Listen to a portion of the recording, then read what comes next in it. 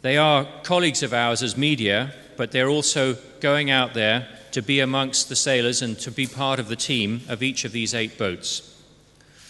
Their jobs include filming, writing, photography, and audio, but they're also going to act as a telephone exchange, picture editors, film editors, and definitely technology operators.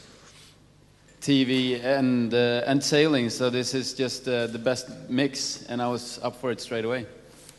I don't suppose that poses any particular cultural problems. You're all with a Latin culture, but can you expand a bit on the relationships with the team and your job as a media crew? Well, we on board we have Spanish and half international. So the official language on board is English, of course, because BAUA is and everyone speaks English. That's the main language. But between the Italian and Spanish, of course, we say between each other that we can't talk cousin. It's not it's not such a big difference. We Latin and the main spirit is the same. So there's no. I don't see that as a problem. And inside as a media crew, I feel well. I can see the whole thing going because I've been quite lucky to be sailed with these guys before, and with nearly all of them before coming here. And also coming here, I've been part of the crew on the last couple of months. So I don't see that it's a big of a problem because the most important thing is, as everyone pointed out, is the trust and when to put the camera on. And but if you see there is a friend. The guy is a media guy, is a friend, is a part of the crew, you don't see there is a problem. If someone else that doesn't have to deal with just a pure cameraman and someone that comes in for the first time and point the camera, it's like something disturbing you. But if someone is, you share a lot of things before that, I think there's no big deal. You actually got to ignore it. And that's where, the balance between the two things is where we lie. And it's really great line. It's really difficult to be sometimes too intrusive and sometimes, I missed that shot. So it's really difficult where to go. But I think the main thing is going down to the whole team and how you fit the relationship with them. Mikel, you're on board media for the Negro team. You have a similar situation to Ericsson where there's 2 boats from the same team.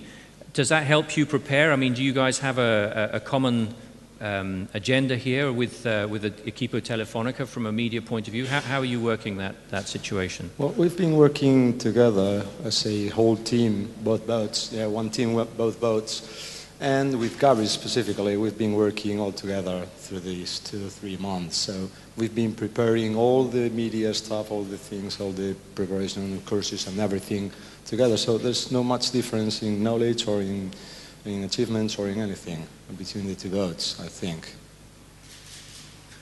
And but the biggest challenge for you then of all of this, is it living on board or is it being a good journalist? Both are a big challenge. I think living on board is going to be a big challenge, and being a good journalist, which is expected from me, is another big challenge. So it is some sort of experiment. I don't know what will come out, but I think it's going to be good. It's a really big difference in between the two things. And for example, I'm talking for myself, for example, a lot of Italian newspaper reported what we are allowed to do, and it came out like pretty much what we said, but our contribute is going to be much bigger than that. How do you describe this role? Is by the rules, yeah, but by the rule, if you look at it, it's just something wrong. There's something that we've been discussing. I think it's gonna, by the leg, after we're gonna have a chat probably in Cape Town and see how we've gone, because nobody has done this before, so we don't even know.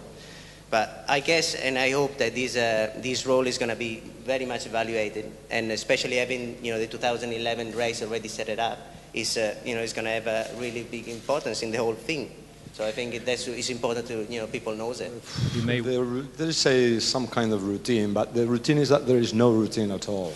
The only thing you do is, as he said, just clean, take care of the material, but then you start with the life in board. So it's quite difficult to set a schedule because you never know what's going to happen. You never know where you have to be, and you never know what is the best time to start with the taping and start with the editing. So the routine is, I would say that there is no real routine. You have to be a little bit confident about that. So let's see what happens. We are, as I said before, I think we are more experimenting than any other thing. So let's see what happens this first leg.